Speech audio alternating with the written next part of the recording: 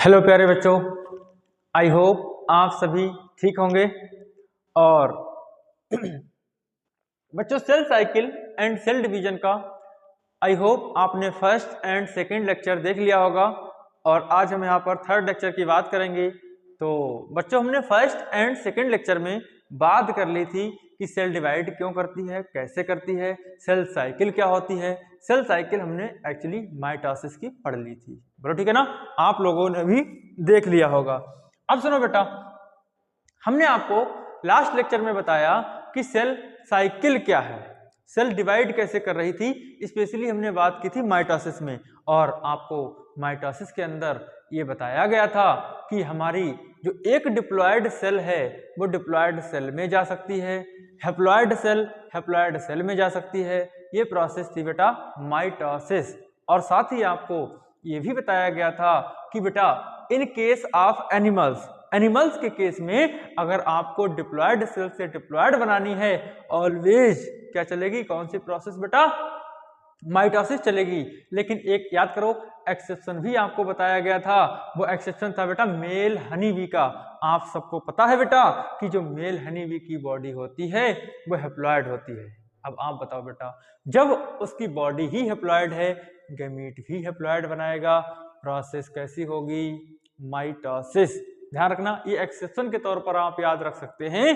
बाकी general animals के अंदर माइटोसिस प्रोसेस के तहत 2n वाली सेल से 2n वाली ही बनती हैं, मतलब डिप्लॉयड सेल से डिप्लॉयड सेल ही बनते हुए देखने को मिलेंगी।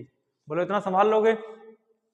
फिर सर आपने बोला था कि जो माइटोसिस है वो प्लांट के केस में डिप्लॉयड सेल में भी हो सकती है और हैप्लॉयड सेल में भी हो सकती है।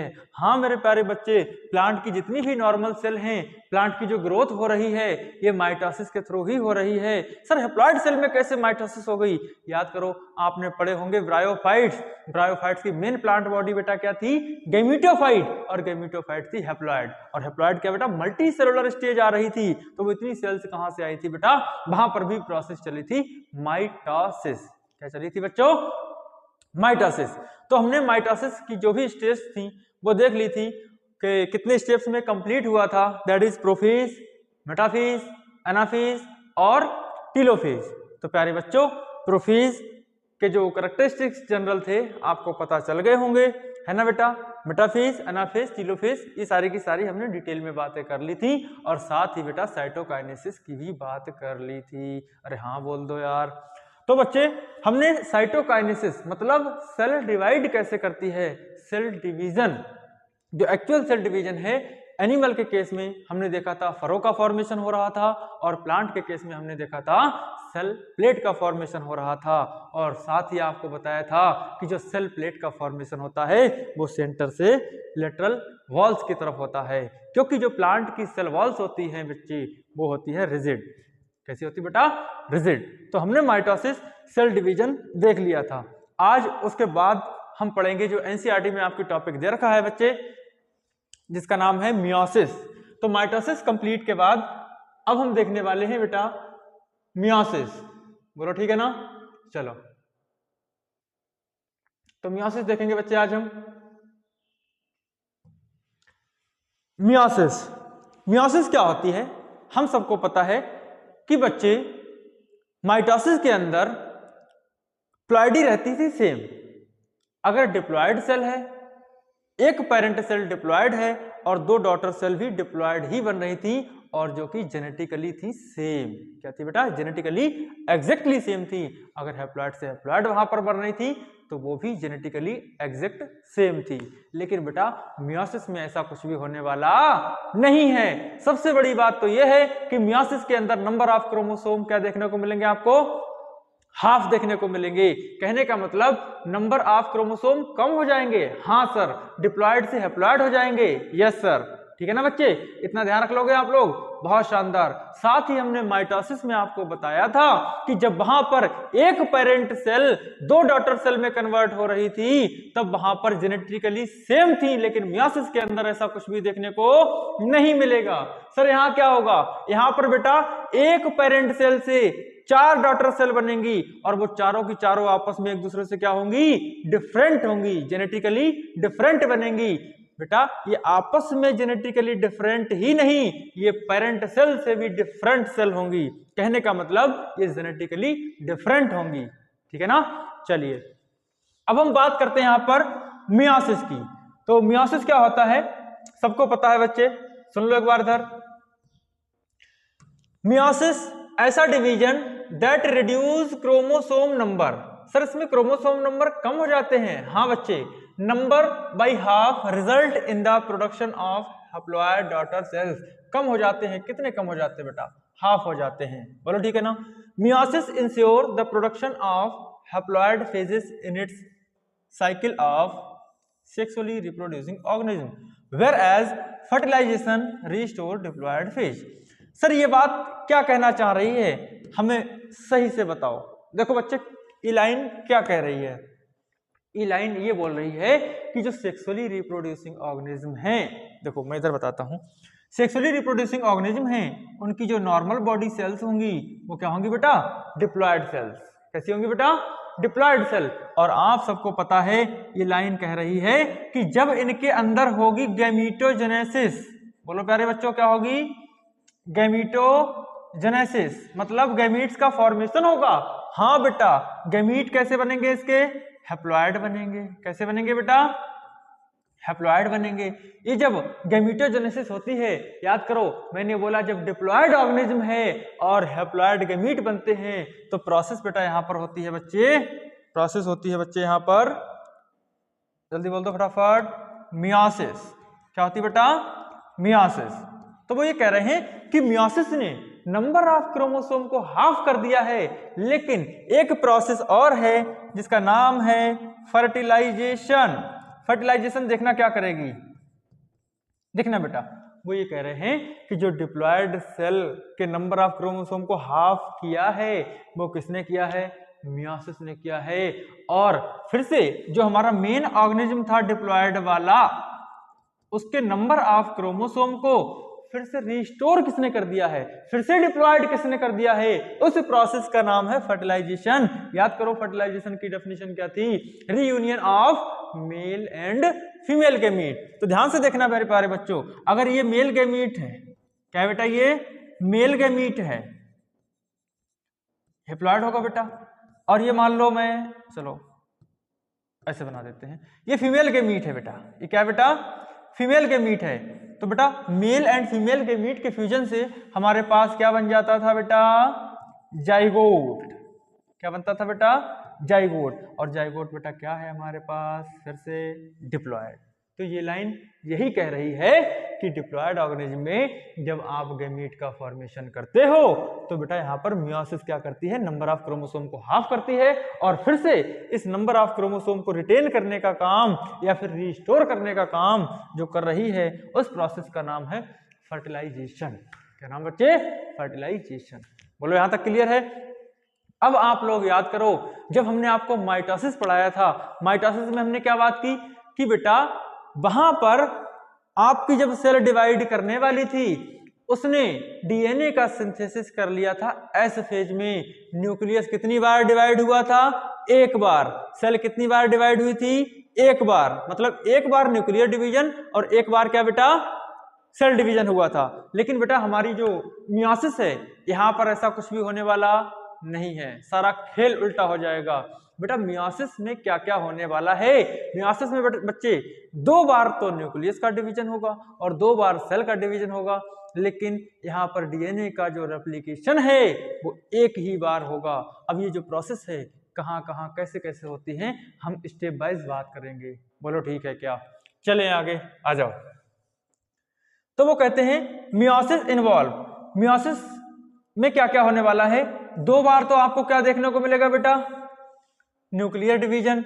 दो बार क्या देखने को मिलेगा, साइटोप्लाज्मिक डिवीजन। एक बार क्या होगा बेटा, डीएनए का रेप्लिकेशन। तो ये भी इंपॉर्टेंट बात है, नीट में इस तरह के भी क्वेश्चंस आ जाते हैं कि मियोसिस में न्यूक्लियस का डिवीजन कितनी बार होता है, सेल का डिवीजन कितनी बार होता है और बेटा डीएनए का रेप्लिकेशन कितनी बार होता है। बोलो ठीक है क्या, संभाल लोगे, बहुत शानदार। आगे बढ़ो बेटा। वो कहते हैं 4 haploid cells are formed at the end of meiosis at the end of meiosis 2। तो मियोसिस 2 के एंड तक बेटा हमारे पास कितनी हैप्लॉइड सेल बनती हैं? 4 हैप्लॉइड सेल बनती हैं। सर आप क्या कहना चाहते हो? बेटा मैं ये कहना चाह रहा हूं कि बेटा ये आपके पास अगर डिप्लॉयड सेल है तो बेटा यहाँ पर होती है मियोसिस फर्स्ट। क्या होती है बेटा? Meiosis first. मियोसिस फर्स्ट के टाइम पर यहाँ पर एक सेल से 2 सेल बन जाती हैं जो कि हैप्लॉइड रहती है बेटा हमारे पास, और फिर इन दोनों में होने वाली है आपके पास मियोसिस 2।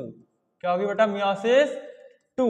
और मियोसिस 2 के दौरान बेटा हमारे पास बनती हैं 4 सेल्स। कितनी सेल बनती है बेटा? 4 सेल बनती हैं। ओके।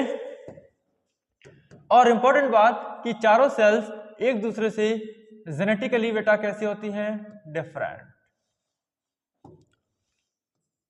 जेनेटिकली बेटा कैसी होती हैं? डिफरेंट। ठीक है ना? चारों की चारों सेल्स एक दूसरे से जेनेटिकली डिफरेंट होती हैं। और अभी मैंने बताया ये एक दूसरे से ही अलग नहीं है बल्कि पेरेंट सेल से भी जेनेटिकली डिफरेंट है। ये बेटा हमारी पेरेंट सेल है। क्या है बेटा? Parent cell. ओके। तो मियोसिस फर्स्ट के दौरान ही नंबर ऑफ क्रोमोसोम हाफ हो जाते हैं। ध्यान रखना ये भी हैप्लॉइड हैप्लॉइड हैप्लॉइड हैप्लॉइड ध्यान रह जाएगा बेटा। देखो यहाँ पर 2n यहाँ पर n, इस तरह के हम डिवीजन को बोल सकते हैं हेट्रोटिपिक डिवीजन। मतलब सर आप ये कहना चाहते हो कि मियोसिस फर्स्ट को, सर आप ये कहना चाहते हो कि मियोसिस फर्स्ट को मैं बोल सकता हूं हेट्रोटिपिक डिवीजन? हाँ सर बिल्कुल बोल सकते हैं हेट्रोटिपिक डिवीजन। और सर आप मियोसिस सेकंड को होमोटिपिक डिवीजन बोल सकते हो। यस बच्चे, होमोटिपिक डिवीजन, होमोटिपिक डिवीजन। ध्यान रखना मेरे प्यारे बच्चे, जो मियोसिस सेकंड है ये एग्जैक्ट कह सकते हो आप इक्वेशनल डिवीजन। इक्वेशनल डिवीजन मतलब सर माइटोसिस की तरह कह सकते हो। किसकी तरह बेटा? माइटोसिस की तरह। क्यों कह सकते हैं ये हम आगे देखेंगे। बोलो ठीक है ना? इतना क्लियर है? बहुत शानदार। चलो आगे। It involve pairing of homologous chromosome. अब देखो बेटा यहां पर एक शब्द आया है होमोलोगस क्रोमोसोम। क्या होते हैं होमोलोगस क्रोमोसोम? सुनो बच्चे, ये क्रोमोसोम है बेटा, मान लो ये है आपका क्रोमोसोम नंबर 6। बेटा जीनोम आपने पढ़ा होगा, हैप्लॉइड सेट ऑफ क्रोमोसोम क्या कहलाता था? जीनोम कहलाता था। तो देखो बेटा ऐसे सेट के फॉर्म में होते हैं। मान लो ये 23 का एक सेट, ये 23 का एक सेट, ये अपने आप में जीनोम और ये अपने आप में क्या कहलाता था बेटा? जीनोम कहलाता था। अब सुनो मैं क्या कहने जा रहा हूं। जब बेटा जो आपके पूरा का पूरा 23 पेयर क्रोमोसोम है, तो यहां पर जो क्रोमोसोम है फर्स्ट नंबर पर और इधर भी फर्स्ट पोजीशन वाला, ये आपस में होते हैं होमोलोगस क्रोमोसोम। क्या कहलाते बेटा? Homologous chromosome. अब देखो मैंने ये बना दिया, एक क्रोमोसोम और बना देता हूं मैं। ये लो बेटा, देखो बच्चे एक क्रोमोसोम के अंदर ये जो दोनों क्रोमेटिड हैं मैं इनको बोल दूंगा सिस्टर क्रोमेटिड। ये क्या है बेटा? Sister chromatid. ठीक है ना बेटा? ये भी आपस में क्या है बेटा? Sister chromatid. लेकिन बेटा ये क्रोमोसोम और ये क्रोमोसोम आपस में क्या शो कर रहे हैं? ये हैं होमोलोगस क्रोमोसोम। क्या है बेटा? Homologous chromosome. तो कंफ्यूज मत होना बेटा लैंग्वेज में बच्चे, ये और ये आपस में सिस्टर क्रोमेटिड, और ये क्रोमोसोम और ये वाला क्रोमोसोम आपस में कैसे हैं? Homologous chromosome. बेटा होमोलोगस क्रोमोसोम उन क्रोमोसोम्स को बोला जाता है जिनकी लोकेशन होती है सेम, मतलब आमने सामने होते हैं। सर यहाँ पर बताओ, जैसे मान लो मैंने बोल दिया यहाँ पर क्रोमोसोम नंबर 6 ये है, ये भी क्रोमोसोम नंबर है 6, तो ये दोनों आपस में सेम कैरेक्टर के लिए हो सकते हैं, सेम कैरेक्टर के लिए हो सकते हैं। लेकिन बेटा यहाँ पर कोई डोमिनेंस हो सकता है, कोई रिसेसिव हो सकता है। खैर अभी हम यहाँ पर इनकी बात नहीं करेंगे। इंपॉर्टेंट बात यह है कि ये दोनों आमने सामने वाले 6th पोजीशन वाले एक दूसरे के क्या है बेटा? होमोलोगस क्रोमोसोम है। क्या है बच्चे? Homologous chromosome. बोलो ठीक है ना? चलें आगे, आ जाओ। तो homologous chromosome and recombination between the two non sister chromatids of homologous chromosome. मैंने क्या बोला बेटा, ये और ये आपस में है सिस्टर क्रोमेटिड। अब देखो नॉन सिस्टर क्या है, मैं इसे बना लेता हूं समझाने के लिए, ठीक है बेटा। इधर देखो, ये और ये आपस में सिस्टर, लेकिन ये और ये आपस में हुए नॉन सिस्टर क्रोमेटिड। क्या है बेटा, नॉन सिस्टर क्रोमेटिड। क्लियर? फिर से सुन लो, ये वाली आर्म और ये वाली आर्म, ये दोनों की दोनों क्या है बेटा, सिस्टर क्रोमेटिड। ये भी आपस में सिस्टर क्रोमेटिड, लेकिन ये और ये आपस में क्या है बेटा, नॉन सिस्टर क्रोमेटिड। अब ये जो बात यहाँ पर लिखी है कि होमोलोगस क्रोमोसोम की पेयरिंग हो रही है और साथ ही non sister chromatid of homologous chromosome के बीच हो रहा है रिकॉम्बिनेशन।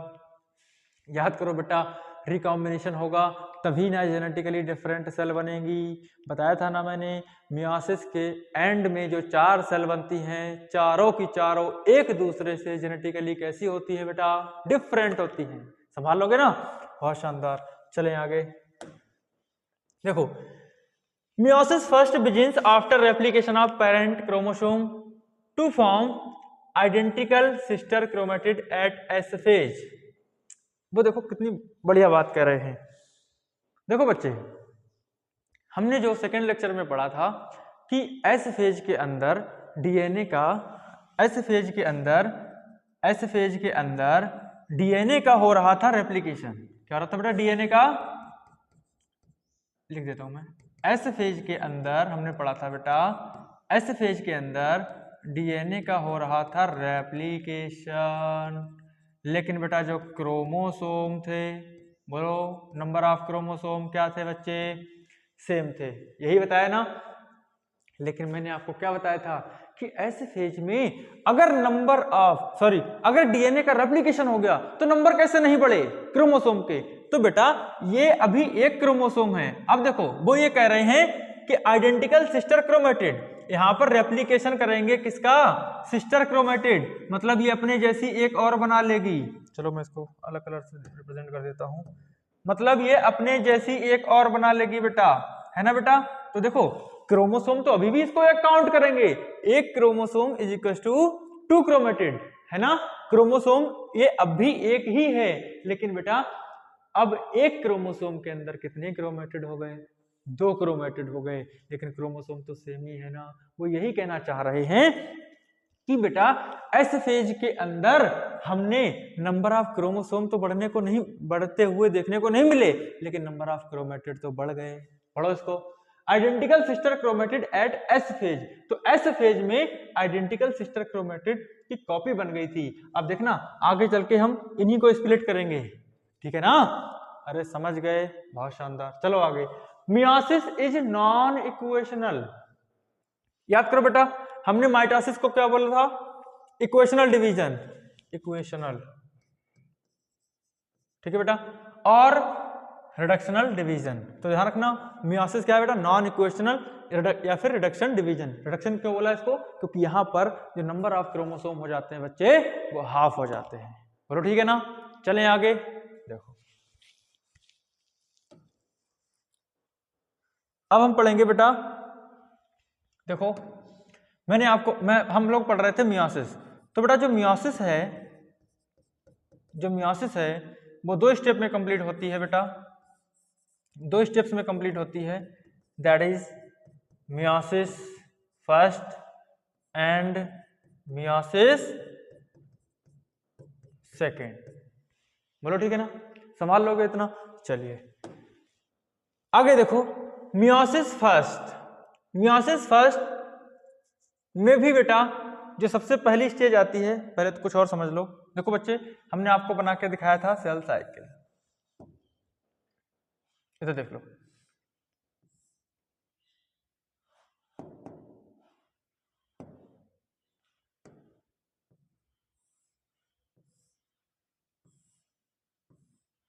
हमने बनाया था G1 S G2 और ये थी बेटा M। अब देखो वहां पर हमने M को किस में डिवाइड कर रखा था, प्रोफेज, मेटाफेज, एनाफेज, टीलोफेज। लेकिन यहाँ पर थोड़ा सा डिफरेंट है। मैं यहाँ पर ये बताना चाहता हूँ कि बेटा जो मियोसिस है, हम मियोसिस में फिर से ये नहीं पढ़ेंगे G1 S G2, ये हमने पढ़ लिया है। ध्यान रखना, जो बेटा इंटरफेज स्टेज नहीं थी, अरे भैया इंटरफेज स्टेज में, बेटा इंटरफेज स्टेज में हमने क्या पढ़ा था, G1 S G2। तो हम यहां पर ये कह रहे हैं कि G1 S G2 ये बेटा सेम है, क्या है, same as mitosis, same as mitosis. Sir आप ये कहना चाहते हो कि G1 S G2 जो भी हमने माइटोसिस के अंदर पढ़ी थी वो सेम यहां पर अप्लाई होगी? बिल्कुल बेटा, इसको दोबारा हम पढ़ेंगे नहीं। डिफरेंस कहां पर है बेटा, एम फेज में। अब मैंने बोला कि मियोसिस को भी मैंने दो पार्ट में डिवाइड कर रखा है, meiosis first and meiosis second. अब इसको देख लो, ये इंपॉर्टेंट बात है। देखो बच्चे, अब मैं यहां पर रिप्रेजेंट कर रहा हूं मियोसिस फर्स्ट को, prophase first, prophase, metaphase first, anaphase first, telophase first, ठीक है ना बेटा। और यहां पर एक बीच में बहुत ही शॉर्ट स्टेज आती है जिसको मैं बोलने वाला हूं इंटरकाइनेसिस। क्या बोलूंगा बेटा, इंटरकाइनेसिस। अब देखो मैंने बोला तो बेटा यहां से यहां तक ये क्या हो गया आपके पास, मियोसिस फर्स्ट। तो मियोसिस फर्स्ट के बाद आपके पास क्या देखने को मिलेगी बेटा, इंटरकाइनेसिस। क्या देखने को मिलेगी बेटा, इंटरकाइनेसिस। बोलो ठीक है ना। अब देखो, अब स्टार्ट होगी बेटा आपके पास मियोसिस टू। क्या स्टार्ट होगी बेटा, मियोसिस टू। तो मैं इधर लिख देता हूं, ये है मियोसिस टू आपके पास। अब मियोसिस टू में भी सेम वही, prophase second, anaphase second, sorry metaphase आएगा,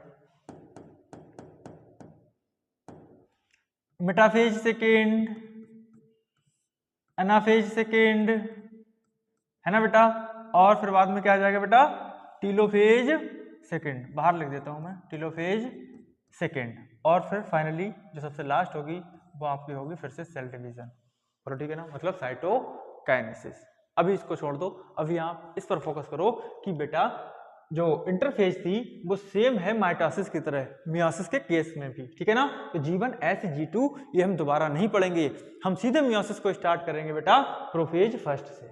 कहां से स्टार्ट करेंगे, प्रोफेज फर्स्ट पढ़ेंगे, मेटाफेज फर्स्ट पढ़ेंगे, anaphase first, telophase first, then interkinesis, then meiosis two, then बेटा क्या पढ़ेंगे, मियोसिस टू पढ़ेंगे। बोलो ठीक है ना, चलें आगे। बहुत शानदार, चलो बेटा एक बार देख लो इसको।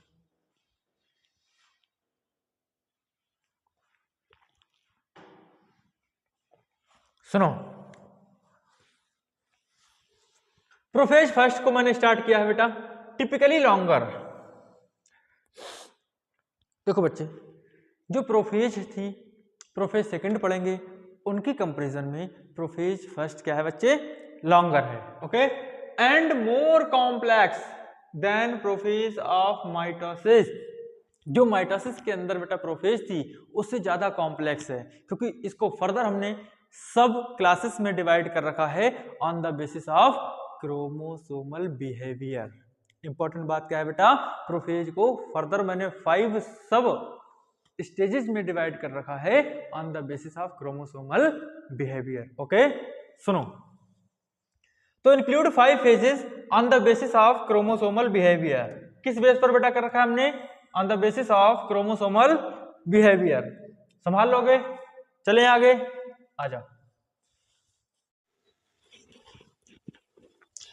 देखो बच्चे, तो मियोसिस फर्स्ट को भी हमने फर्दर 5 सब स्टेजेस में डिवाइड कर रखा है ऑन द बेसिस ऑफ, बोलो बच्चे, on the basis of chromosomal behaviour. ये बहुत इंपॉर्टेंट बात है, आपसे ये पूछा जाएगा कि बच्चे आपने जो क्रोमोसोम को, सॉरी प्रोफेज फर्स्ट को फर्दर 5 सब स्टेजेस में डिवाइड कर रखा है on the basis of chromosomal behaviour.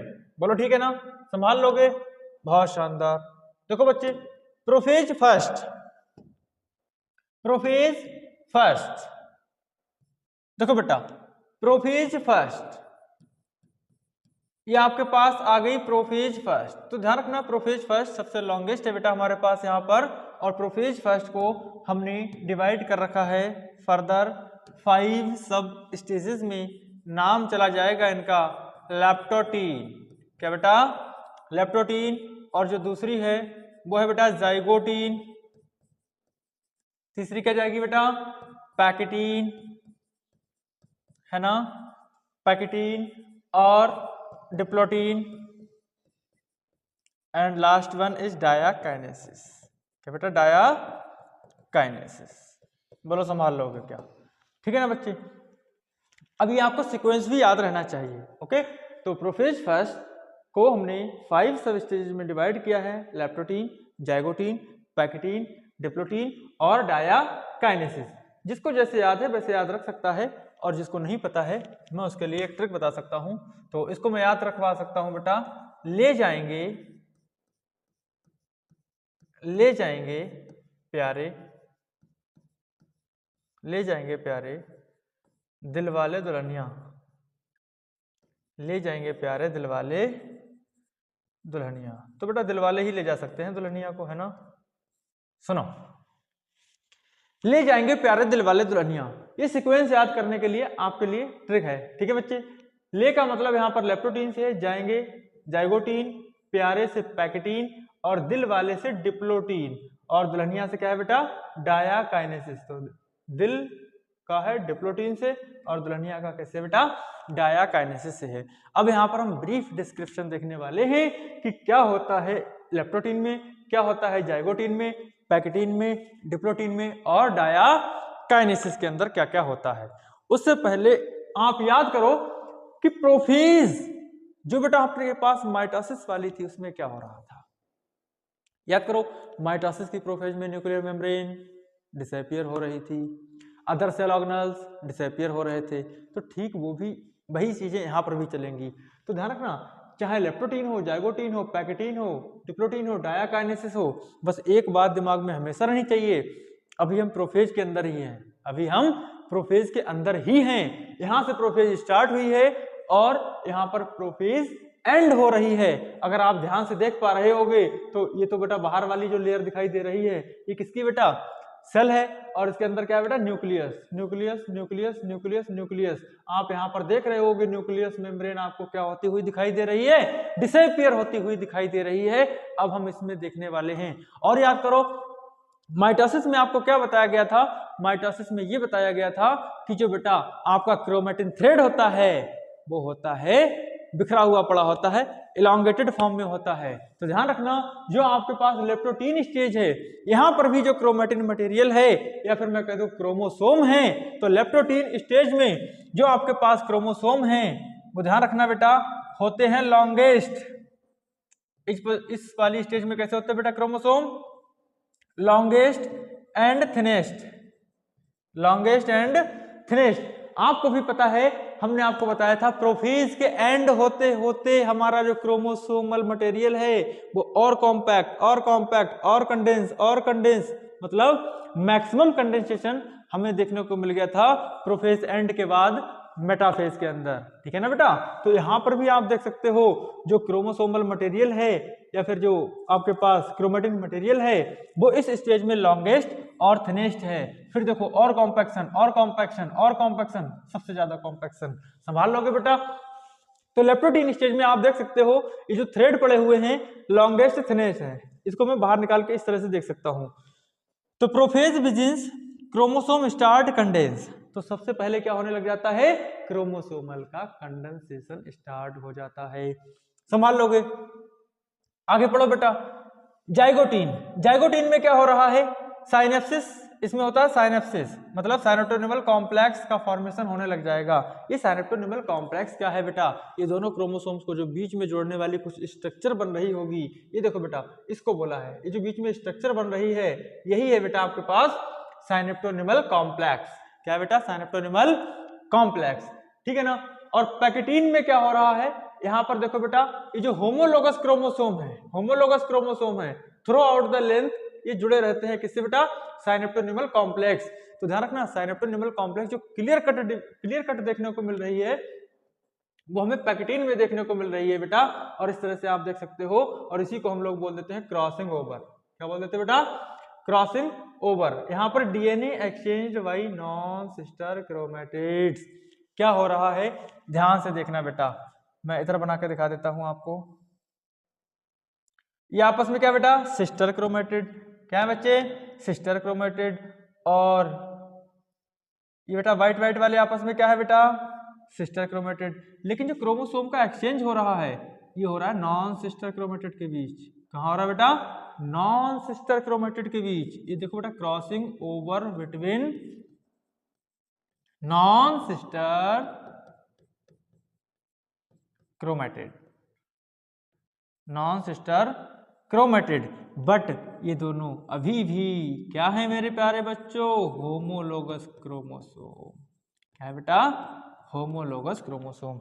Sir आप ये कहना चाह रहे हो crossing over takes place between non sister chromatids of homologous chromosome.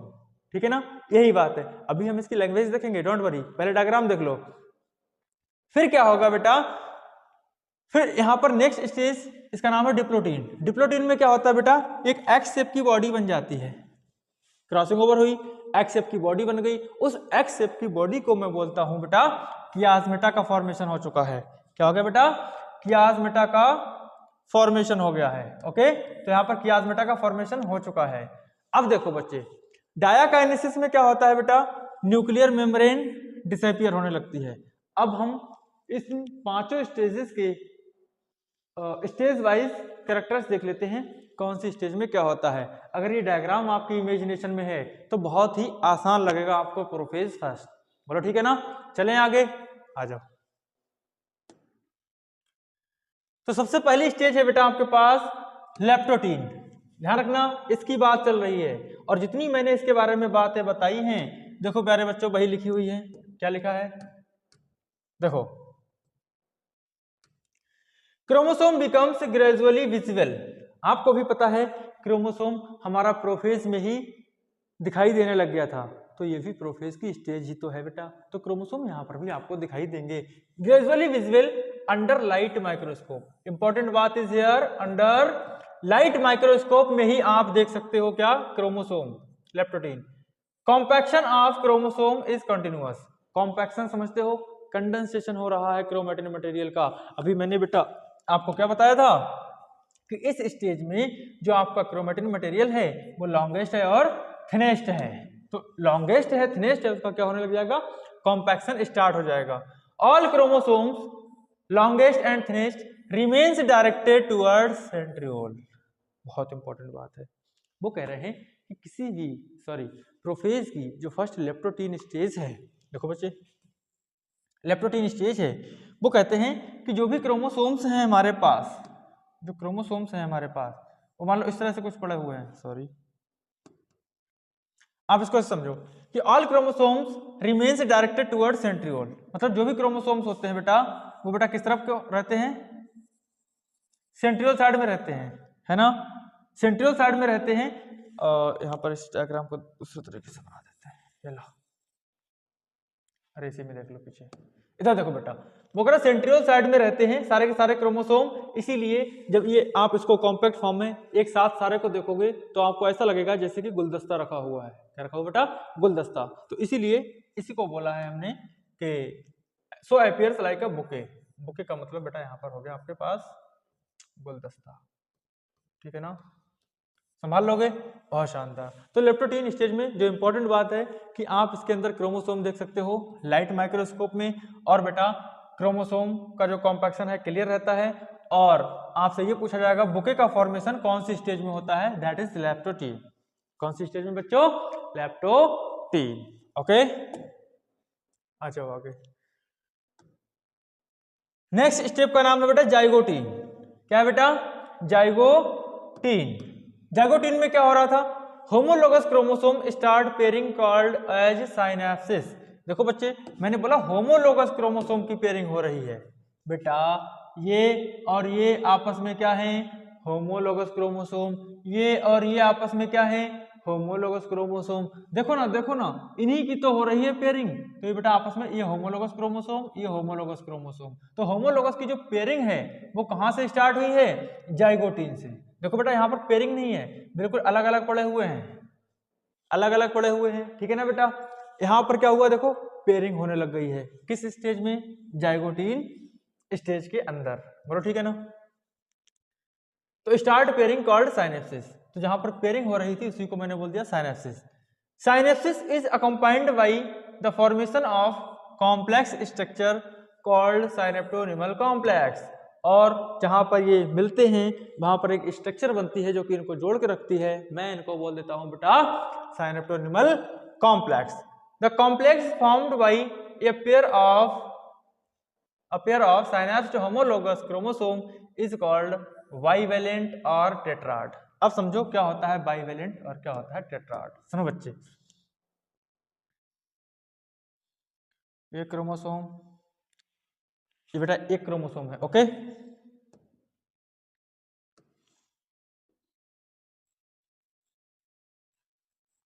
ये बेटा दो क्रोमोसोम है। कितने बेटा?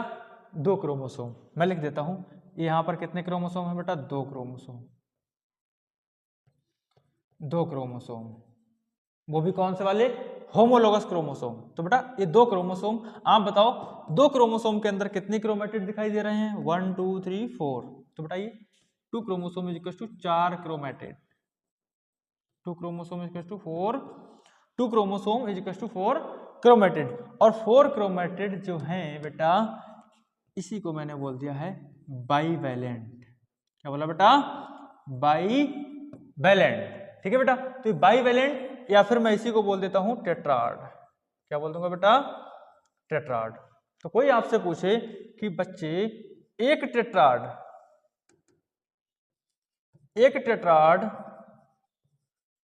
इज इक्वल टू एक बाईवैलेंट, तो आप कहते ना हाँ, एक टेट्राड इज इक्वल टू एक बाईवैलेंट, और एक बाईवैलेंट इज इक्वल टू दो क्रोमोसोम, और दो chromosome is equal to 4 chromatid. ये बहुत ही ज्यादा इंपॉर्टेंट कंसेप्ट है, आप ध्यान रख लेना।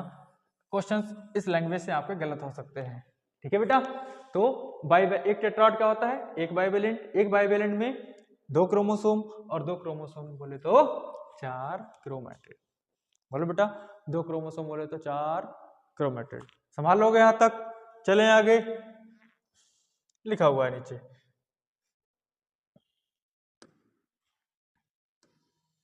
देखो नेक्स्ट स्टेज है बेटा हमारे पास पैकिटीन। क्या बेटा? पैकिटीन। पैकिटीन का पहले तो आपको डायग्राम पता होना चाहिए। देखो बेटा पैकिटीन में मैंने क्या बताया, जो पैकिटीन है इसमें क्या हो रहा है बेटा? साइनेप्टोनिमल कॉम्प्लेक्स बिल्कुल क्लियर कट दिखाई दे रही है आपको, और क्रॉसिंग ओवर भी यहीं पर देखने को मिल जाएगी। कहने का मतलब यहाँ पर जो हो रही है बेटा क्रॉसिंग ओवर का मतलब ये होता है जेनेटिक मटेरियल का एक्सचेंज। ये अलग क्रोमोसोम की आर्म है, ये ऐसे मान लो, ये अलग क्रोमोसोम की आर्म, ये अलग क्रोमोसोम की आर्म। तो बेटा होता क्या है, ये दोनों आपस में क्या है बेटा? Sister chromatids. ये आपस में क्या है बेटा? Sister chromatid. और ये आपस में क्या है? Non sister chromatid. लेकिन ये आपस में क्या है? Homologous chromosome.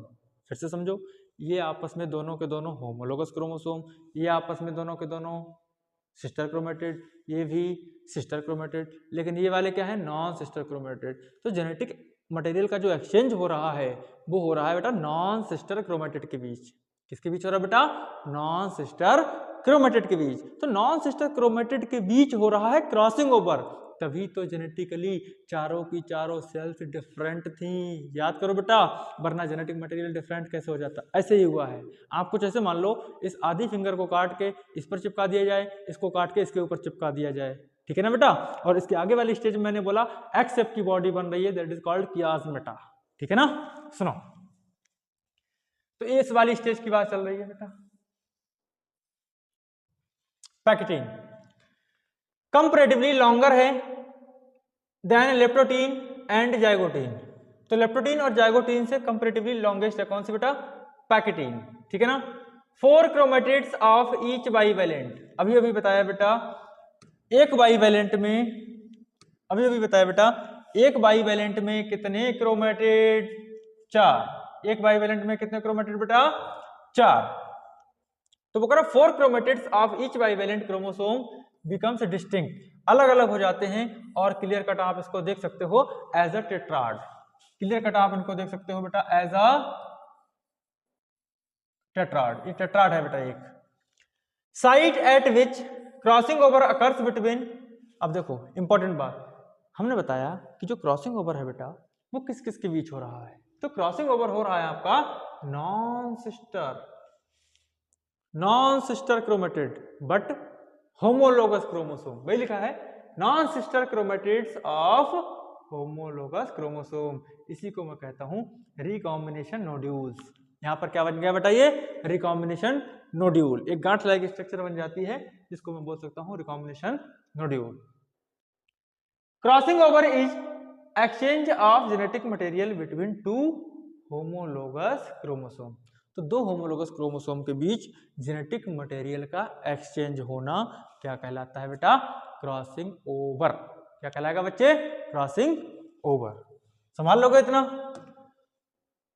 और जो क्रॉसिंग ओवर है बेटा, जो क्रॉसिंग ओवर है, ये क्वेश्चन पूछा गया जाता है बेटा कि कौन सी स्टेप ऐसी है जो कि एंजाइम मीडिएटेड है, तो बेटा पैकेटिन स्टेज में एंजाइम लगता है जिसका नाम है रिकॉम्बिनेज एंजाइम और ligase enzyme.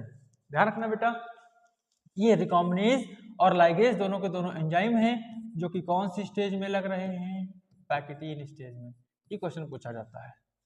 Recombination of genetic material complete bye the end of pachytene leaving chromosome linked eight the site of crossing over. देखो वो क्या कर रहे हैं कि पैकेटिन में क्रॉसिंग ओवर हो गया था, पैकेटिन में क्रॉसिंग ओवर हो गया था, लेकिन बेटा ये जो नॉन सिस्टर क्रोमेटिड आपस में अटैच हुए थे ये हल्के हल्के अलग होने लग जाएंगे, हल्के हल्के अलग होने लग जाएंगे, लेकिन सिर्फ वो उस पोजीशन पर लगे रहेंगे जहां पर क्रॉसिंग ओवर हुआ था, जहां पर क्रॉसिंग ओवर हुआ था। देखो बच्चे पैकेटिन में क्या हुआ, यहां देखो बेटा ये पूरी तरह से हो गया था मामला। आगे देखो इसके आगे वाली स्टेज में होते हुए दिखाया गया है कि सिर्फ वहां पर अटैच्ड हैं, सिर्फ वहां पर अटैच्ड हैं जहां पर बेटा क्या हुआ था, क्रॉसिंग ओवर हुआ था। ठीक है ना, आगे देखो, ठीक है, संभाल लोगे इतना। नेक्स्ट है बेटा डिप्लोटीन। क्या बेटा, डिप्लोटीन। डिप्लोटीन में क्या होता है, अगर आप चाहो कि डिप्लोटीन को पहचानना हो तो कैसे पहचानोगे, मैंने बोला इनके बीच जो रिकॉम्बिनेशन नोड्यूल बने थे ना बेटा, वो उसका डिसोल्यूशन होने लगेगा, मतलब रिकॉम्बिनेशन नोड्यूल खत्म होने लग जाएगा। ओके देखो, recognized by dissolution of synaptonemal complex, क्या हो जाएगा बेटा, साइनेप्टोनिमल कॉम्प्लेक्स का डिसोल्यूशन हो जाएगा, मतलब डिसॉल्व हो जाएगा, और साथ ही recombinant homologous chromosome of bivalent separate from each other except at the site of crossing over. मैंने अभी अभी बताया कि डिप्लोटीन में बिल्कुल बेटा अलग होने लग जाएंगे, लेकिन सिर्फ वहीं पर जुड़े रहेंगे जहां पर क्रॉसिंग ओवर हुआ है। और इस तरह की अगर आपको कोई स्ट्रक्चर दिखेगी आप उसको बोल दोगे एक्स शेप बॉडी। क्या बोल दोगे बेटा, एक्स शेप स्ट्रक्चर कहां पर बनी है, साइट ऑफ क्रॉसिंग ओवर, और इसी को मैं बोल देता हूं कियाज्मेटा। क्या बोलता हूं बेटा मैं, कियाज्मेटा। तो इंपॉर्टेंट बात क्या है कि बेटा हमारे पास डिप्लोटीन में क्या, कियाज्मेटा का फॉर्मेशन हुआ। ठीक है ना, बस यही याद रखना है, कुछ एक मेन कैरेक्टरिस्टिक फीचर ही हैं जो आपसे पूछे जाते हैं। ओके, सारी लैंग्वेज आपको याद रहेगी ऐसा जरूरी नहीं है।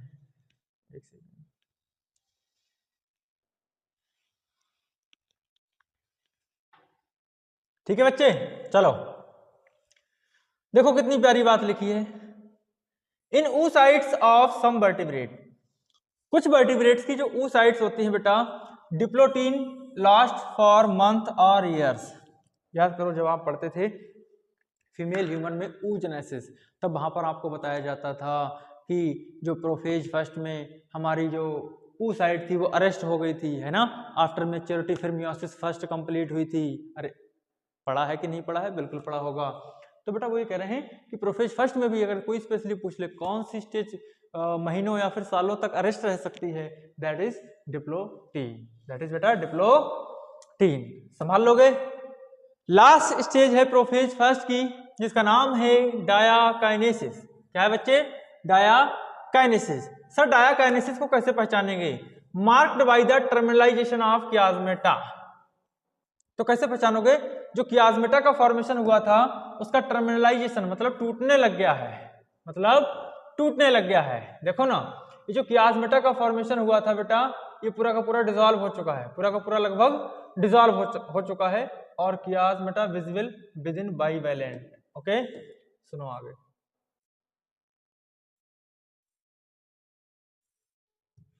देखो, क्रोमोसोम्स आर फुल्ली कंडेंस। याद करो बेटा, मैंने आपको बोला था कि प्रोफेज फर्स्ट की जो फर्स्ट स्टेज थी, सब स्टेज थी लेप्टोटीन। लेप्टोटीन से क्रोमोसोम का कंडेंसेशन, कंडेंसेशन, कंडेंसेशन और कंडेंस और कंडेंस और कंडेंस। तो जो लास्ट फेज है प्रोफेज की, डायाकाइनेसिस, यहाँ पर हमारे क्रोमोसोम हो चुके हैं फुल्ली कंडेंस्ड। क्या हो चुके बच्चे? फुल्ली कंडेंस्ड हो चुके हैं। मियोटिक स्पिंडल कुछ नहीं है, स्पिंडल फाइबर का फॉर्मेशन माइटोसिस में भी हुआ था, यहां पर हो गया तो मैंने इसको बोल दिया मियोटिक स्पिंडल, कुछ भी अलग नहीं है। Assembled to prepare homologous chromosome for separation. और बेटा क्या हो जाता है, जो स्पिंडल फाइबर्स हैं उनका फॉर्मेशन हो गया है, और वो जो होमोलोगस क्रोमोसोम थे उनको अलग करने की तैयारियां हो रही हैं। कहां पर? प्रोफेज की लास्ट सब स्टेज जिसका नाम है diakinesis. By the end nucleolus disappear. और एंड होते होते क्या होता है बेटा? न्यूक्लियोलस का, सिंपल सी बात है, न्यूक्लियोलस खत्म, न्यूक्लियर मेम्ब्रेन भी खत्म, और साथ ही डायाकाइनेसिस रिप्रेजेंट ट्रांजिशन टू मेटाफेज। तो bye the end nucleolus and nuclear membrane disappear. ठीक है ना बेटा? अरे संभाल लोगे, बहुत शानदार। तो ये ट्रांजिशन टू मेटाफेज का मतलब ये है कि डायाकाइनेसिस अब कहां पहुंचने वाली है? सीधे मेटाफेज की तरफ जाने वाली है। तो बेटा यहाँ पर हमने प्रोफेज फर्स्ट की सारी स्टेजेस को देख लिया है। बोलो ठीक है ना? संभाल लोगे? अब देखो बेटा, ये जो लेप्टोटीन, जाइगोटीन है ना बेटा, ये पांचों स्टेज आपको उनके कैरेक्टर सहित याद रहेंगी ऐसा जरूरी नहीं है। आओ, हम लेप्टोटीन में क्या हुआ, जाइगोटीन में क्या हुआ, पैक्टीन में क्या हुआ, डिप्लोटीन में क्या हुआ, और डायाकाइनेसिस में क्या हुआ, तो इन सबको एक ट्रिक के माध्यम से समेट लेते हैं। ठीक है ना बेटा? तो आ जाओ, ट्रिक लिखी हुई है हमारे पास। देखो बेटा, आप सभी को पता है सबसे पहले जो प्रोफेज फर्स्ट की 5 सब स्टेजेस थी जिनको मैंने याद करवाया था। कैसे याद करवाया था बेटा? जल्दी फटाफट बोल दो। ले जाएंगे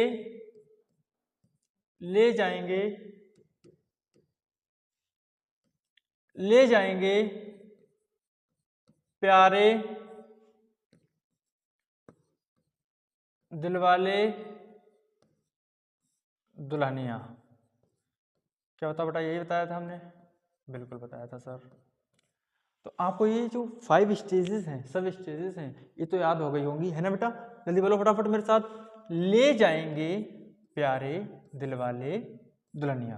ओके, अब देखो, हमने आपको बताया था कि लेप्टोटीन के अंदर बुके का फॉर्मेशन हो रहा है। बुके याद है ना? गुलदस्ता साइड, है ना बेटा? इस तरह से कुछ बन जाएगा। तो बुके का फॉर्मेशन हो रहा था। जाइगोटीन में साइनेप्सिस हो रही थी, और बेटा जब साइनेप्सिस होगी तो बाइवेलेंट या फिर टेट्राड बनने तय हैं। ओके, और पैकेटीन में मैंने बोला क्रॉसिंग ओवर, डिप्लोटीन में कियास्मेटा का फॉर्मेशन, और डायाकाइनेसिस में टर्मिनलाइजेशन ऑफ कियास्मेटा। सुनो बच्चे, ये भी याद रह जाए, ये भी याद रह जाए। कई बार ये क्वेश्चन आपके पास मैचिंग में देखने को मिल सकता है बेटा, तो ध्यान रखना। या डायरेक्ट पूछा जा सकता है लेप्टोटीन में क्या बना, जाइगोटीन में क्या बना, उल्टा भी पूछा जा सकता है। क्रॉसिंग ओवर कौन सी स्टेज में हुआ, कियास्मेटा का फॉर्मेशन कौन सी स्टेज में हुआ, है ना? तो आ जाओ, इन सबको एक ट्रिक में समेट लेते हैं। देखो बेटा, इसके लिए मैंने ट्रिक बना रखी है, बिना सनम के किस्मत टेढ़ी। क्या बेटा? बिना सनम के किस्मत टेढ़ी। बिना सनम के किस्मत टेढ़ी। ये लो बेटा, अब आप नहीं बोलोगे, ठीक है बेटा? ले जाएंगे प्यारे दिलवाले दुल्हनिया, बिना सनम के किस्मत टेढ़ी। अब आप वहां पर दिमाग लगा सकते हो आराम से। ले जाएंगे प्यारे मतलब पैकेटीन का पूछा है। ओके, ट्रिक अप्लाई करो बेटा। कैसे? बिना सनम के, आप तुरंत बता दोगे के फॉर क्रॉसिंग ओवर। समझो इसको, ट्रिक को अप्लाई करना आना चाहिए, सभी लोग देखेंगे। बिना का मतलब यहाँ पर बुके का फॉर्मेशन, सनम का मतलब साइनेप्सिस से है, के का मतलब क्रॉसिंग ओवर, और किस्मत, जब आप बेटा यहाँ पर लिखोगे किस्मत, तो किस्मत क्रॉसिंग ओवर, और सॉरी के मतलब क्रॉसिंग ओवर, किस्मत का मतलब कियास्मेटा का फॉर्मेशन, और टेढ़ी का मतलब टर्मिनलाइजेशन। तो दोनों ट्रिक के माध्यम से आपको सारे के सारे जो कैरेक्टर्स हैं वो भी याद हो जाएंगे। ले जाएंगे प्यारे दिल वाले दुल्हनिया, और साथ में बिना सनम के किस्मत टेढ़ी। तो बेटा ध्यान रखना, दिल वाले ही दुल्हनिया को ले जा सकते हैं, और अगर दिल वाले दुल्हनिया नहीं ले जा पाए तो उनकी बिना सनम के क्या हो जाएगी बेटा, किस्मत टेढ़ी हो जाएगी। बोलो ठीक है ना, संभाल लोगे, बहुत शानदार। तो ये हो गया बेटा हमारे पास प्रोफेज फर्स्ट। अब देखो मेरे प्यारे बच्चों, प्रोफेज फर्स्ट में हमने देख लिया क्या हुआ। एक्चुअली आप प्रोफेज फर्स्ट की जो 5 सब स्टेजेस हैं उसमें बहुत ज्यादा याद रखने की जरूरत नहीं है। अगर आपको इतना भी याद है क्वेश्चन आपका ठीक हो जाएगा, ठीक है। और साथ ही जब आप चाहो लेप्टोटीन पढ़ो, जाइगोटीन पढ़ो, पैकेटीन पढ़ो, आपके दिमाग में हमेशा एक बात रहनी चाहिए कि अभी भी हम प्रोफेज में ही थे। कहाँ थे बेटा, प्रोफेज में ही थे। अब चलते हैं नेक्स्ट स्टेज जिसका नाम है मेटाफेज फर्स्ट। तो देखो बेटा मेटाफेज फर्स्ट में कुछ खास नहीं है, ठीक वैसा ही आप समझ सकते हो जैसी हमारी मेटाफेज थी। ओके बेटा, अब सुनो इसमें क्या हो रहा था। Bivalent chromosome align on equatorial plate. Sir इसका कुछ डायग्राम अगर आप दिखाना चाहो तो कैसा दिखेगा, ऐसा दिखेगा मेरे प्यारे बच्चे। देखो मेटाफेज फर्स्ट का जो डायग्राम है वो बेटा ऐसा दिखेगा आपको। ये येलो येलो कलर के बना दिए मैंने, ज्यादा नहीं बनाऊंगा, येलो येलो कलर के बना दिए बेटा मैंने, और येलो बेटा आपके लिए पिंक कलर के बना दिए है। मौज करो, येलो, बोलो ठीक है क्या। ये बेटा आपके पास हो गई है मेटाफेजिक प्लेट। क्या है बेटा ये, metaphasic plate, metaphasic plate. Centrosome आप समझते ही हो, यहाँ पर होंगे बेटा। इस तरह से कुछ भी बना लो, समझने के लिए क्या जा रहा है, कोई दिक्कत नहीं है। अरे सिंपल सा बना लो, हटाओ इसको, सिंपल सा ऐसे रिप्रेजेंट कर देंगे इससे। रेडिएशंस, ये लो सॉरी बच्चे, एस्टर्स निकल रहे हैं, और यहाँ पर ध्यान से देखेंगे आप, जो बेटा काइनेटोकोर से जुड़े हुए हैं हमारे स्पिंडल फाइबर्स। क्या जुड़े हुए बेटा, स्पिंडल फाइबर्स। तो मेटाफेज फर्स्ट में बहुत इंपॉर्टेंट बात है बेटा, बहुत इंपॉर्टेंट बात है, ध्यान से सुनना। हमने देखा क्योंकि बेटा हमें यहाँ पर नंबर ऑफ क्रोमोसोम हाफ करने हैं। क्या करने बेटा, नंबर ऑफ क्रोमोसोम हाफ करने हैं, ठीक है, एनाफेज में आगे चल के, मतलब मियोसिस फर्स्ट के एंड में, ठीक है बेटा।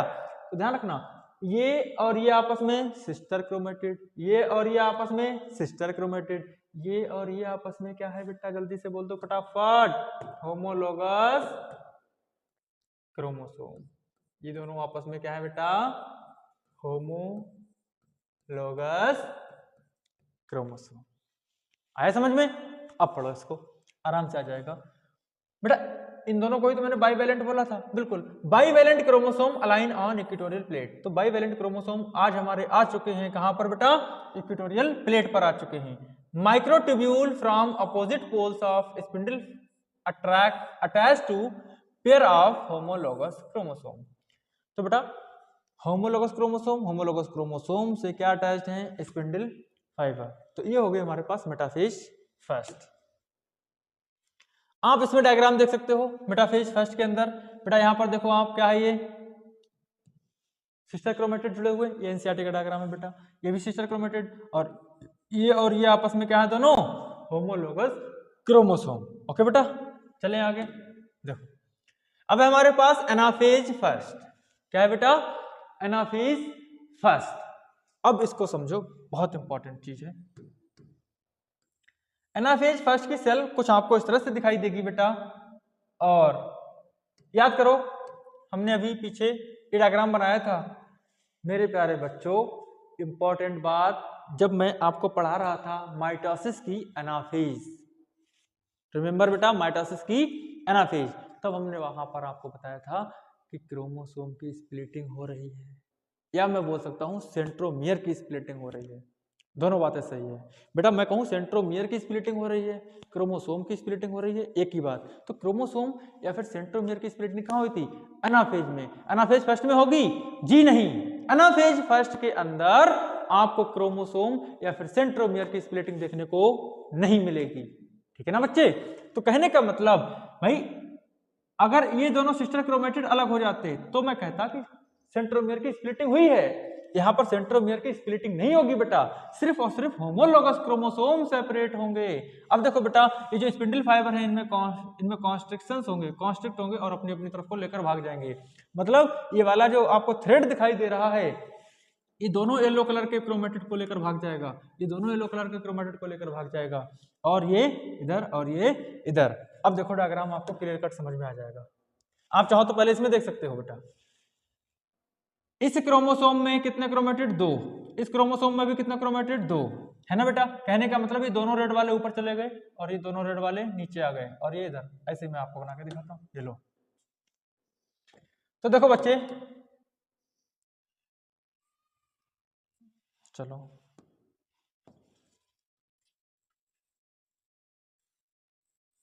ठीक है ना? चलो ऐसे बना लो,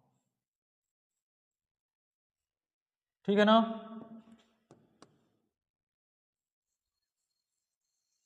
अरे समझ आ रहा है कि नहीं आ रहा है, बता देना भाई। देखो बेटा,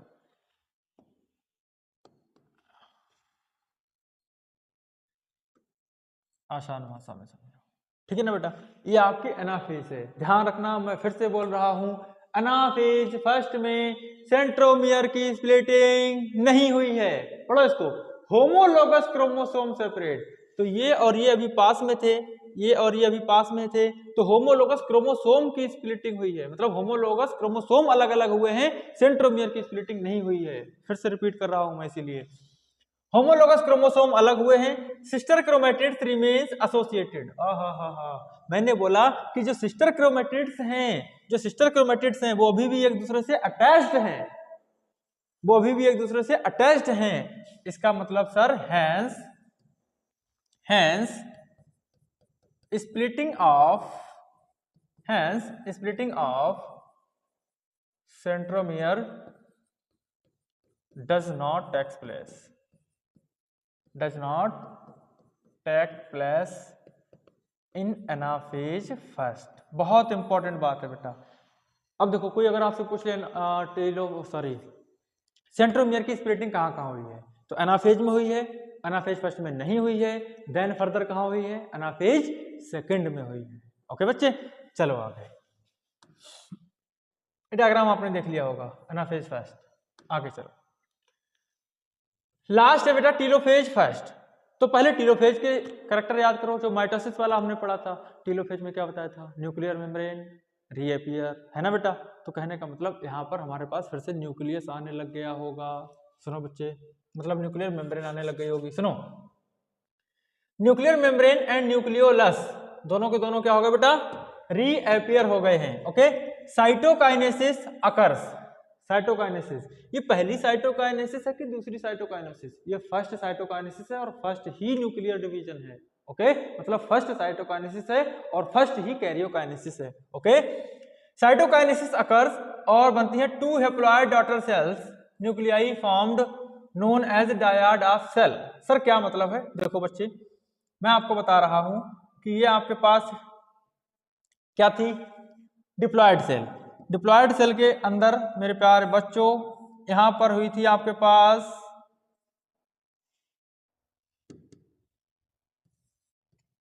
आपके पास मियोसिस फर्स्ट। तो मियोसिस फर्स्ट के बाद जो आपके पास हैप्लॉयड सेल बनी हैं, इन्हीं को बोला गया है, ये है आपके पास डायड ऑफ सेल। 2 सेल को ही बोल दिया डायड ऑफ सेल, कुछ नया नहीं है, डायड ऑफ सेल। क्लियर? अब सुनो, आगे एक टर्म आएगी बेटा, फर्दर इनमें बेटा एक प्रोसेस होगी, इसका नाम होगा बेटा मियोसिस 2। मियोसिस 2 के एंड में भी हमें कैसी सेल मिलेंगी बेटा? हैप्लॉयड मिलेंगी, वो भी कितनी? 4। कितनी बच्चे? 4 सेल देखने को मिलेंगी। इनको मैं बोल दूंगा टेट्राड ऑफ सेल, सिंपल। और 2 हैं तो डायड, 3 4 हैं तो टेट्राड ऑफ सेल्स। संभाल लोगे?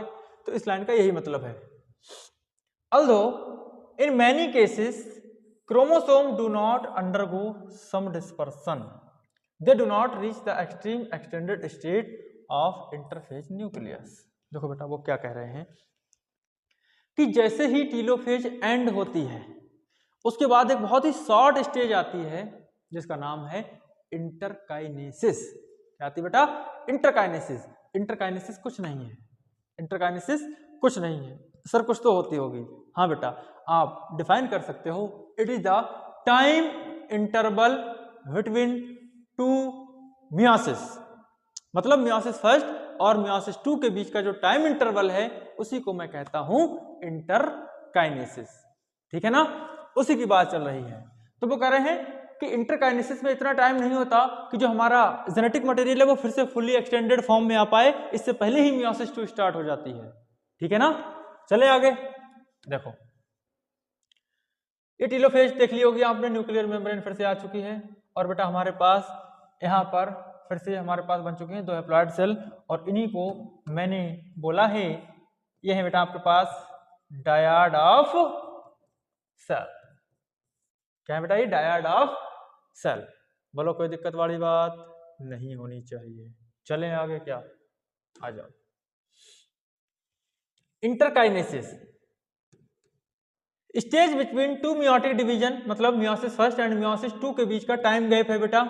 यहां पर ध्यान रखना, जब मैंने आपको मियोसिस स्टार्ट किया था तब आपको बताया था कि बेटा यहाँ पर डीएनए का रेप्लिकेशन एक ही बार होता है, लेकिन न्यूक्लियस का डिवीजन 2 बार और सेल का डिवीजन भी 2 बार, लेकिन डीएनए का रेप्लिकेशन एक ही बार होता है। ओके, तो नो डीएनए रेप्लिकेशन फर्दर, क्योंकि एक बार हो चुका है एस फेज में ड्यूरिंग इंटरकाइनेसिस।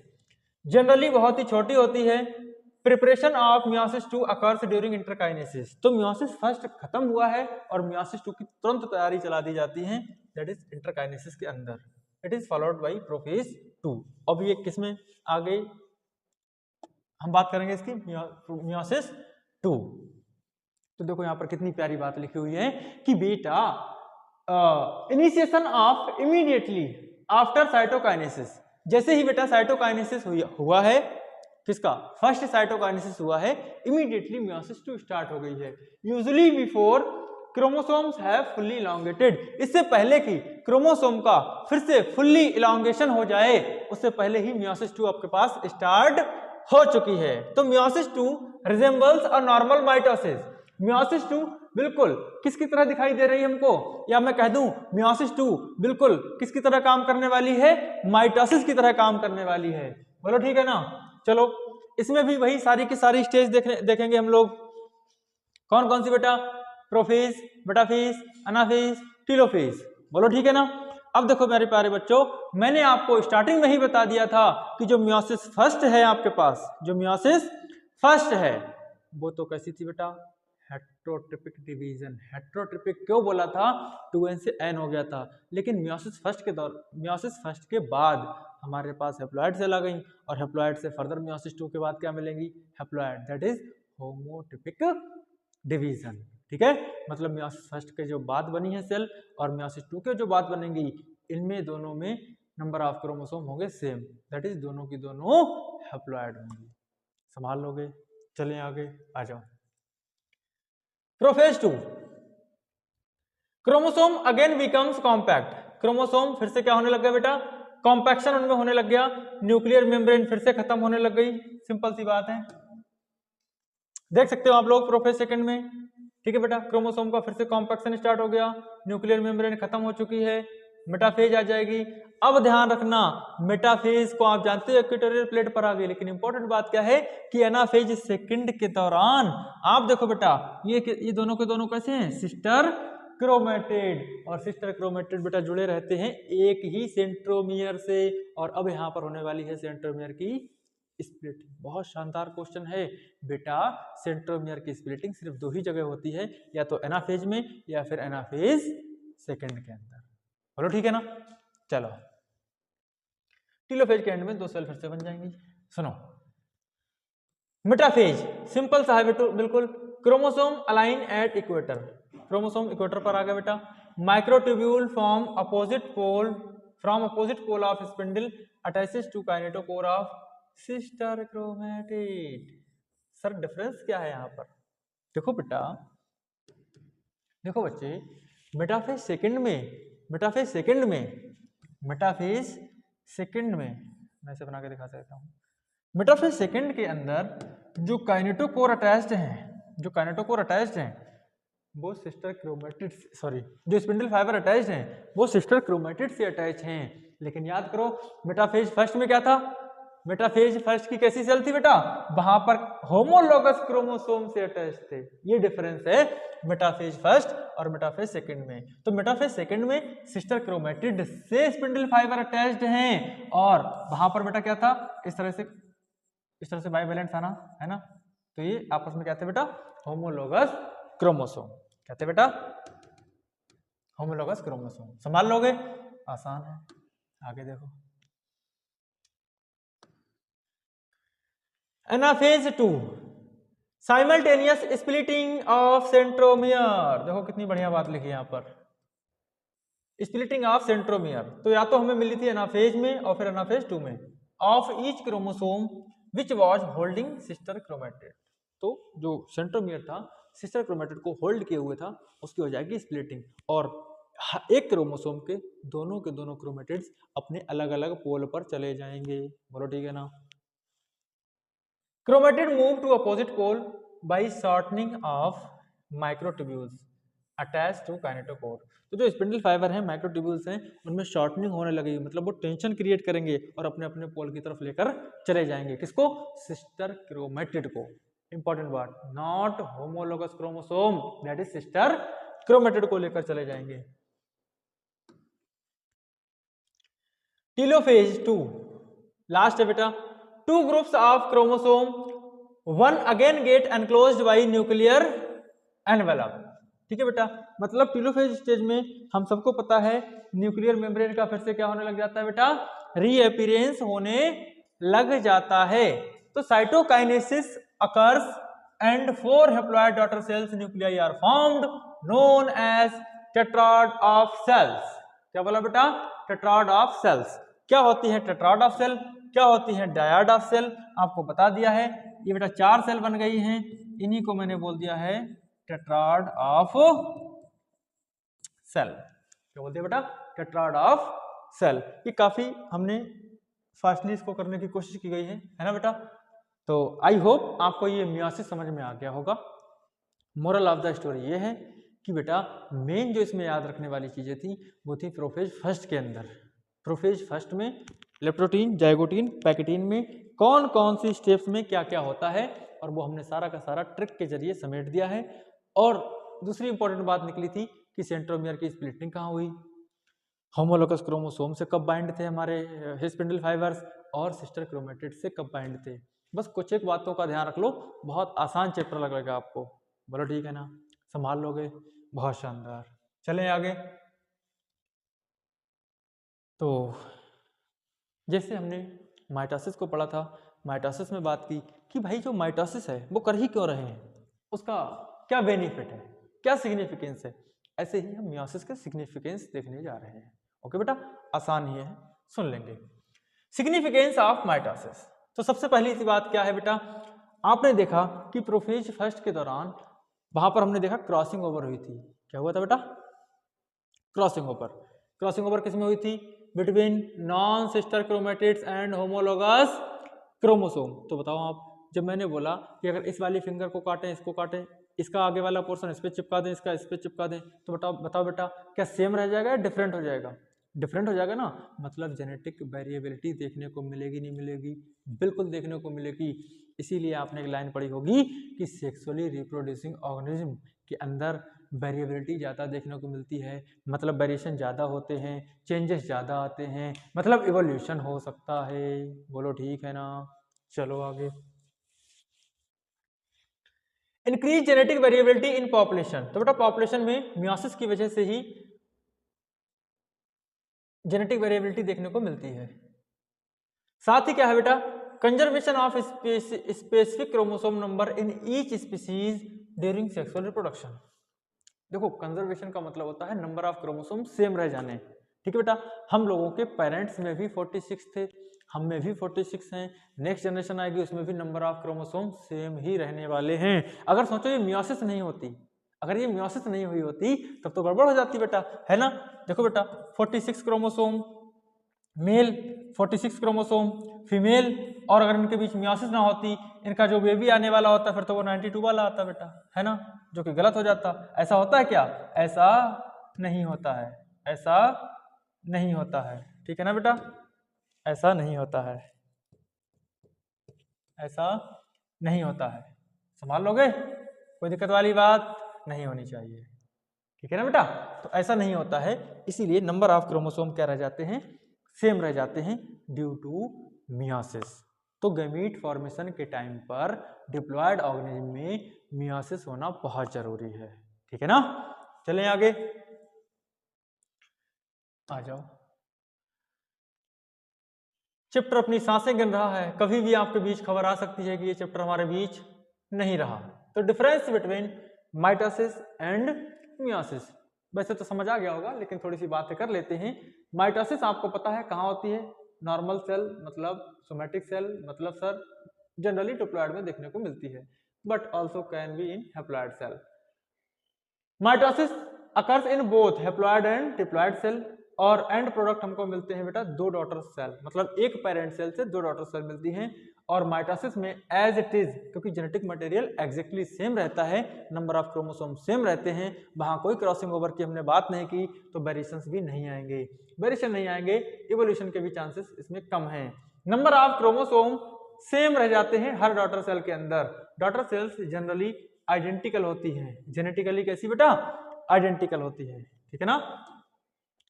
मियोसिस में क्या है, meiosis reproductive cells germ cells में जनरली होता है। यहाँ पर क्या होता है बेटा, यहाँ पर डिप्लॉयड सेल से हैप्लॉयड सेल बनाई जाती है, एक बार सेवा का मौका अवश्य दें। मियोसिस में और क्या होता है, only in diploid cell, okay.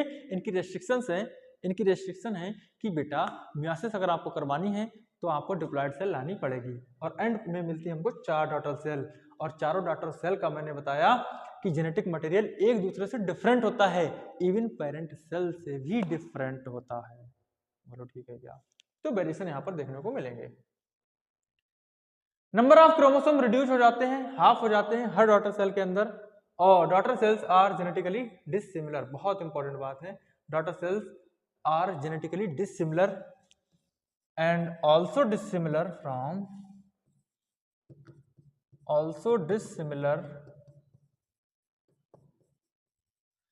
From parent cell. ध्यान रखना बेटा, ये आपस में भी एक दूसरे से डिफर हैं और पेरेंट सेल से भी क्या है, डिफर हैं, बोलो ठीक है क्या।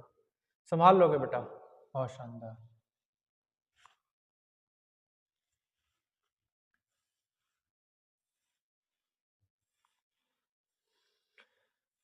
एक बहुत ही इंपॉर्टेंट कंसेप्ट, जिस तरह से हमने माइटोसिस में देखा था, ऐसे ही मियोसिस में बेटा कंफ्यूजन हो जाता है बच्चों को कि कौन सी सेल के अंदर, कौन सी स्टेज के अंदर कितने क्रोमोसोम हैं और कितने अमाउंट ऑफ डीएनए हैं। आ जाओ, जिस तरह से हमने माइटोसिस में बात की थी उसी तरह से हम मियोसिस में भी बात करने वाले हैं, बोलो ठीक है ना, संभाल लोगे, बहुत शानदार। देखो बच्चे, मियोसिस में बेटा मैंने आपको बोला कि जब सेल साइकिल चलेगी, जब सेल साइकिल चलेगी, ये लो भाई सेल साइकिल आपके बीच,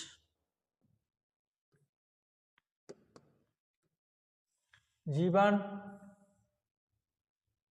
S G2 और ये M हो गई, ओके बेटा।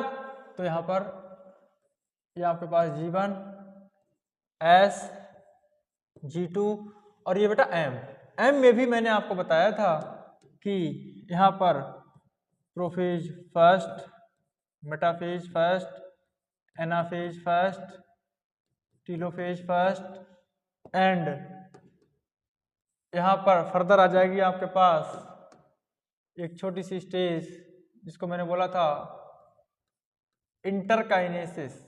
क्या बेटा, इंटरकाइनेसिस।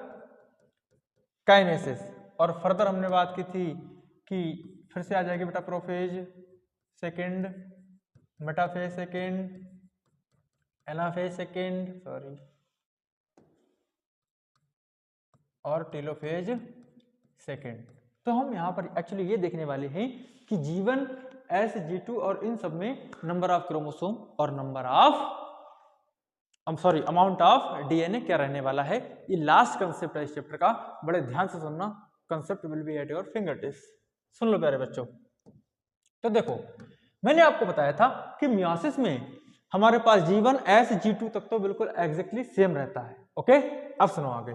तो बताओ बेटा, अगर मैं G1 स्टेज में जो नॉर्मल सेल थी अपने पास, अमाउंट ऑफ डीएनए मान के चलता हूं, अमाउंट ऑफ डीएनए मान के चलता हूं 2C, और नंबर ऑफ क्रोमोसोम को रिप्रेजेंट करता हूं मैं 2N से। तो बेटा यहां पर जैसा माइटोसिस में था वैसा ही मियोसिस में भी चल रहा है, ध्यान सुनते रहना। तो एस फेज में क्या था, अमाउंट ऑफ डीएनए डबल, लेकिन नंबर ऑफ क्रोमोसोम क्या थे बेटा, सेम। तो यहां पर भी क्या हुआ था बेटा, 4C और 2N ही रह गया था। क्या इतना सभी को याद है? अब इसमें देख लो बेटा, G1 में क्या है 2C 2N, S में क्या है बेटा 4C 2N, क्योंकि S फेज में हमारे पास हो जाता है डीएनए का रेप्लिकेशन। क्या हुआ था बेटा, डीएनए का रेप्लिकेशन। अब आ जाओ G2 में, G2 में भी बेटा एग्जैक्ट 4C 2N। अब कहानी ध्यान से सुनेंगे। अब हम पहुंच चुके हैं प्रोफेज फर्स्ट के अंदर। कहां पहुंच गए बेटा, प्रोफेज फर्स्ट के अंदर। प्रोफेज फर्स्ट में क्या है बेटा, याद करो, प्रोफेज फर्स्ट में भी आपके पास 4C 2N, मेटाफेज फर्स्ट में भी 4C 2N, एनाफेज में याद करो बेटा, एनाफेज में याद करो बेटा 4C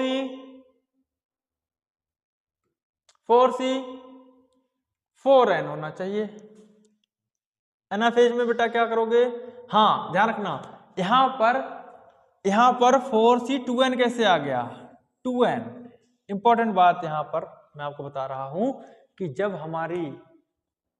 हमारी माइटोसिस के अंदर सेल डिवाइड कर रही थी तब वहां पर सेंट्रोमियर की स्प्लिटिंग हुई थी, यहां पर नहीं हुई है। तो बेटा एनाफेज फर्स्ट में बेटा जो हमारे पास अमाउंट ऑफ डीएनए रहेगा वो क्या रहेगा 4C, और नंबर ऑफ क्रोमोसोम भी क्या रहेंगे 4N, नहीं 2N। कितने बेटा 2N। टीलोफेज में क्या हो जाएगा बेटा, टीलोफेज में न्यूक्लियर मेम्ब्रेन आने लग जाएगी। तो टीलोफेज में होता क्या है कि बेटा जो अमाउंट ऑफ डीएनए है, जो अमाउंट ऑफ डीएनए है, अब हम हिसाब देंगे पर न्यूक्लियस, तो बेटा वो अमाउंट ऑफ डीएनए रह जाएगा यहाँ पर 2C, मतलब हाफ हो गया, और नंबर ऑफ क्रोमोसोम क्या हो गया बेटा, हाफ हो गए। कितने हो गए बेटा, हाफ हो गए, ठीक है ना।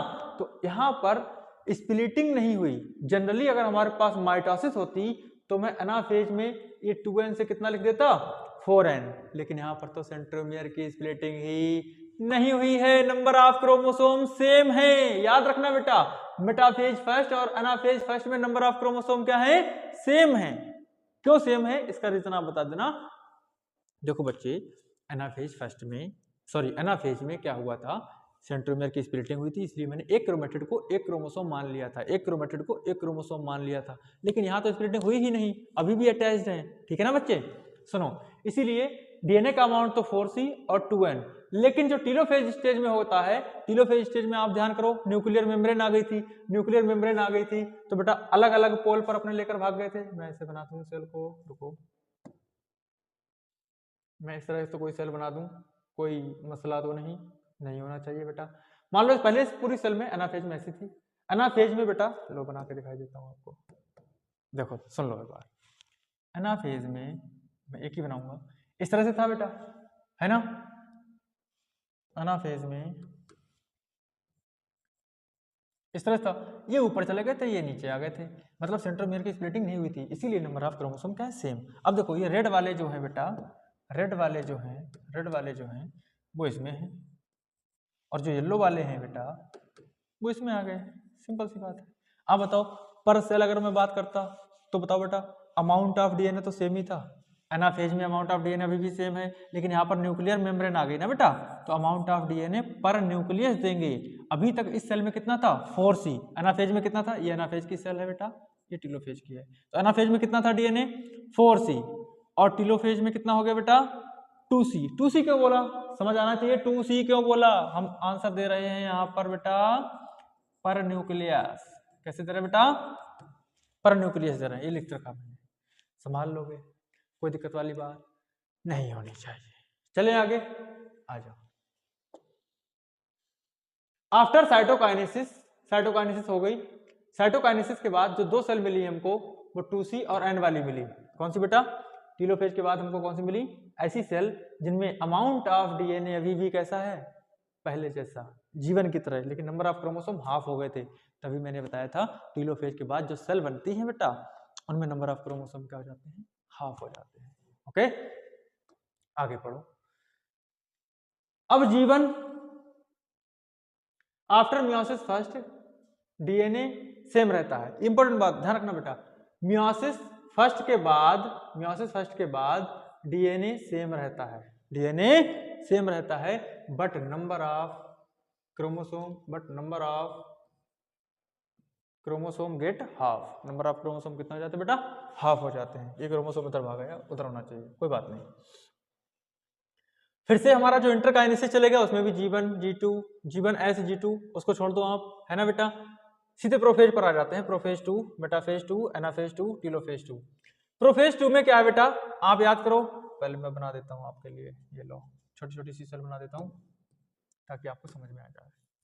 देखो बेटा, ये आपके पास डिप्लॉयड सेल थी, इसमें आपने 2C रिप्रेजेंट किया था, क्लियर है। फिर बेटा आपकी जिंदगी में आई थी मियोसिस फर्स्ट। कौन आई आपकी जिंदगी में? Meiosis first. मियोसिस फर्स्ट के बाद मेरे प्यारे बच्चे जो 2 सेल आपको मिली हैं ये मेरे बच्चे हैप्लॉयड हैं। कैसी बेटा? हैप्लॉयड हैं। लेकिन मैं ये कहना चाह रहा हूँ कि अमाउंट ऑफ डीएनए में अभी कोई कमी नहीं आई है। 2CN। ओके, फिर आपकी जिंदगी में बेटा एंट्री होती है मियोसिस 2 की। किसकी बेटा? मियोसिस 2 की। ये लो आपकी जिंदगी में मियोसिस 2 आ चुका है। मियोसिस 2 के दौरान मैं ये कहना चाह रहा हूं कि मेरे प्यारे बच्चे जब यहाँ पर आपके पास 4 सेल बनेंगी, कितनी बेटा? 4 सेल बनेंगी, तो after meiosis 2 number of chromosome remain same. Number of chromosome remain same, N का N। After meiosis 2 number of chromosome remain same, but amount of DNA get half. ये बात किसको आ गई? फिर से सुनो, मैं यहाँ पर क्या कहना चाह रहा हूँ। मैंने ये बोला बेटा मियोसिस फर्स्ट के बाद जो 2 सेल मिलेंगी, डायड ऑफ सेल मिलेगा, ये हैप्लॉयड होंगी, लेकिन अमाउंट ऑफ डीएनए अगर आप ध्यान से देख पा रहे होगे सेम है। फिर से सुनो, after meiosis first number of chromosome becomes half, but amount of DNA same है, remains same. After meiosis 2 number of chromosome same but amount of DNA get half. उल्टा हो गया भैया, पहले क्या हुआ? नंबर ऑफ क्रोमोसोम कम हुए, डीएनए सेम है। बाद में क्या हुआ? डीएनए डिफरेंट हुआ, नंबर ऑफ क्रोमोसोम सेम है। ये बात किसको आ गई? फटाफट बता दो, आ गई है तो। इंपॉर्टेंट कंसेप्ट था, संभाल लोगे इसको। वही लिखा हुआ है, आप देख सकते हो। प्रोफेज में 2CN है ना बेटा, मेटाफेज में भी 2CN, एनाफेज और टीलोफेज के एंड में C और N।